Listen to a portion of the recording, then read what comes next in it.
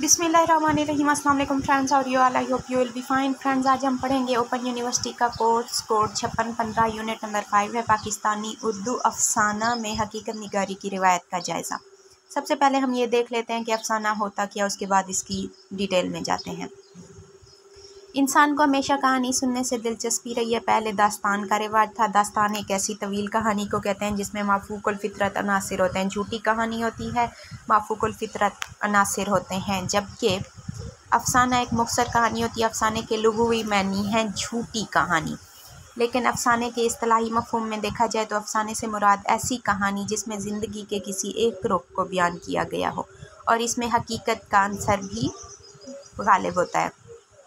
उर्दू अफसाने का आगाज़ 19वीं सदी में अमेरिका से हुआ था, जहां शॉर्ट स्टोरीज़ लिखने का मगरब में रिवाज पड़ा था और मुसन्निफ़ थे इधर अमेरिका में, मुझे नहीं नाम याद आ रहा, एड ग्रेलन पो थे, पता नहीं ऐसा कोई नाम था। शायद आपकी बुक में यहीं कहीं लिखा हुआ भी होगा, लेकिन पता नहीं कहाँ। मैं बस इनके आप लोगों के ये पॉइंट्स सब हेडिंग्स को देख के शॉर्ट बताया जा रही हूँ, क्योंकि टाइम आप लोग कह रहे थे कि आपके पास बहुत कम है। 19वीं सदी में मगरब में अफसाना लिखने का रिवाज हुआ और उर्दू अफसाने का रिवाज 20वीं सदी में पड़ा। उर्दू में अफसाना निगारी में बहुत इख्तलाफ मिलता है कि उर्दू में सबसे पहला अफसाना किसने लिखा है। कोई कहते हैं प्रेमचंद ने, कोई कहते हैं सजाद हैदर यल्दरम ने, और कहीं कहीं कहते हैं कि नसीर और खदीजा राशिदुल खैरी का पहला अफसाना है। तो मैं ये कन्फ्यूजन आप लोगों की दूर कर देती हूँ। उर्दू अफसाने जदीद अफसाने के बानी है प्रेमचंद। उर्दू में जदीद अफसाने के बानी है प्रेमचंद, जिन्होंने तलख निगारी की है, हकीकत निगारी की है अपने अफसानों में। जबकि तराजिम तुर्की के तराजिम तुर्की नावलों, ड्रामों और अफसानों वगैरह के यल्दरम ने तराजिम किए थे। जबकि अगर यूं देखा जाए पहला रोमानवी अफसाना किसने लिखा था, तो वो लिखा था सज्जाद हैदर यल्दरम ने। और अगर उर्दू अफसाने का बावा आदम यानी बानी कहा जाए तो वो है राशिदुल खैरी। नसीर और खदीजा इनका पहला अफसाना है। 1903 यानी 1903 में लिखा था इन्होंने, 1903 में। जदीद तहकीक के मुताबिक अगर पेपर में आ जाए, लेक्चरार वालों आप भी गौर से सुन लो, अगर पेपर में आ जाए कि जदीद तहकीक के मुताबिक उर्दू अफसाने का बानी कौन है, तो वो राशिदुल खैरी है। हकीकत निगारी की तारीफ़। हकीकत निगारी से मुराद कहानी में हकीकत को बयान करना। हकीकत निगारी का आगाज़ तरक्की पसंद तहरीक से हुआ था। उर्दू अफसाने में हकीकत निगारी की रिवायत को भी मैं ब्रीफ सा डिस्कस कर देती हूँ। मगरब में जब हकीकत निगारी का रिवाज पड़ा, पहले तो दास्तानें लिखी जाती थी ना, उर्दू में भी और मगरब में भी, और तमाम ज़ुबानों में दास्तानों का ही रिवाज था। बाद में दास्तानों में झूठी और मनगढ़ंत कहानियाँ होती थी, माफूकुल फितरत अनासिर होते थे। लेकिन जब मगरब में हकीकत निगारी का आगाज़ हुआ, तब यही हकीकत निगारी फिर आहिस्ता आहिस्ता उर्दू में भी आई 20वीं सदी में, और लोगों ने अफसाने के वैसे लुग़वी मानी है झूठी कहानी, लेकिन फिर लोगों ने ज़िंदगी के किसी एक रुख को बयान करना शुरू कर दिया अपनी कहानियों में।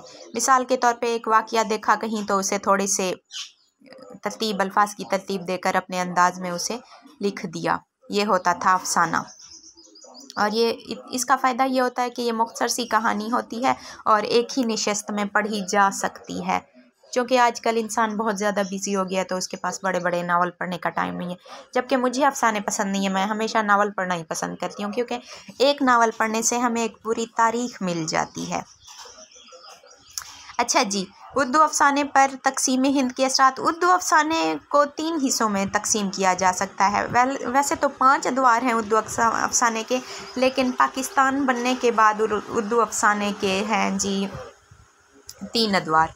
पहला वो था जब हिजरत की वजह से कत्लो गारत हो रही थी, उस पाकिस्तान अभी मुकम्मल तौर पर मार्ज़ वजूद में नहीं आया था, डिसीजन लिए जा चुके थे और तहरीकें चल रही थी, मुसलमानों के साथ जुल्म सितम हो रहे थे। एक ये दौर था जिसमें उर्दू अफसाने में हकीकत निगारी को बयान किया गया था। दूसरा वो था जब पाकिस्तान बन गया और फसादात को मौजू बनाया था अफसाना निगारों ने, जिनमें इस्मत चुगताई थे, मंटो थे,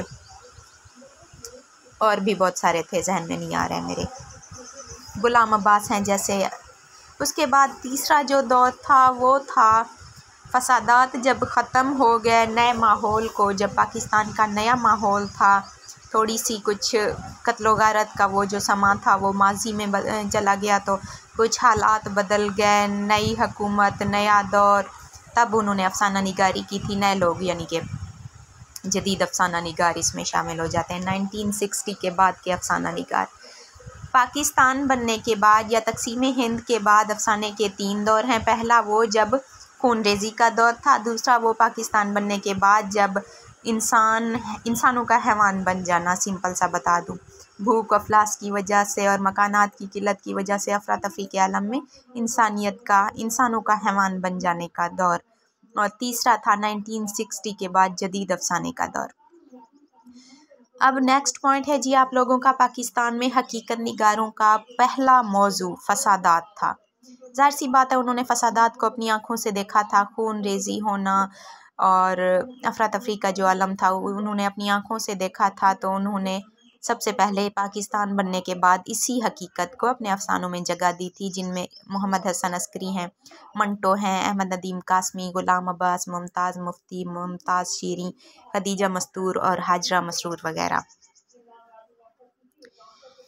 आज़ादी के साथ ही लूट खसूट और अफरा तफरी का जो आलम था उन्होंने अपने अफसानों में लिखा है। स्पेशली आप लोगों का यहाँ डिटेल से जिक्र है आपकी बुक में टोबा टेक सिंह और खोल दो का।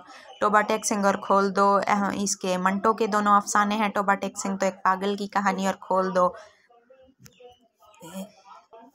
दो अफसाना हिजरत के बाद इसकी एक मुसलमान लड़की की असमत दरी के बारे में है, यानी कि जब इंडिया से मुसलमान किसी भी तरह बच के आए थे तो पाकिस्तान में भी उन्हें पुरसकून सा माहौल नहीं मिला था। इस तल्ख हकीकत को मंटो ने अपने अफसानों में बयान किया है। सबसे ज़्यादा जो तलख हकीकत निगारी की के हवाले से मशहूर हैं वो मंटो है। इन्होंने तलख हकीकत निगारी किया, इन्होंने जिन्स को भी मौजू बनाया है। इसके अलावा अहमद नदीम कासमी का परमेश्वर सिंह अफसाना बहुत मशहूर है।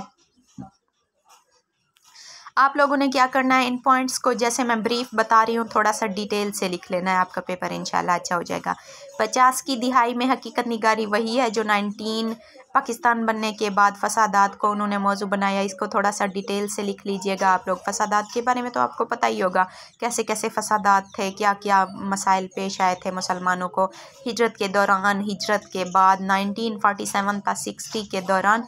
हकीकत निगारी की रिवायत का मजबूरी जायज़ा ये भी मैंने बता दिया। 1947 से पहले जो पाकिस्तान बनने की कोशिशें हो रही थी, तकसीम हिंद के लिए कोशिशें हो रही थी, उनके मुतालिक अफसाना निगारी की।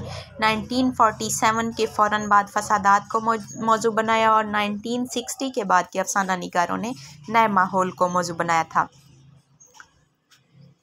अच्छा जी, नेक्स्ट आई होप आपको क्लियर हो गया होगा। आगे आपका ये चैप्टर भी ख़त्म हो गया है और मैं भी रेस्ट करना चाहती हूँ क्योंकि स्कूल से थकी हुई आई थी। अभी खाना शाना खा के फ्री हुई हूँ नमाज से। तो यूनिट नंबर 6 मैं कोशिश करूँगी कि ये भी आज ही शाम तक मैं आप लोगों को अगर फ्री हुई तो क्लियर कर दूँगी, ताकि आप लोगों का ब्रीफ कम जो टाइम है उसमें ब्रीफ सा कॉन्सेप्ट क्लियर करती जाऊँ। Thank you so much. अल्लाह हाफिज़, टेक केयर।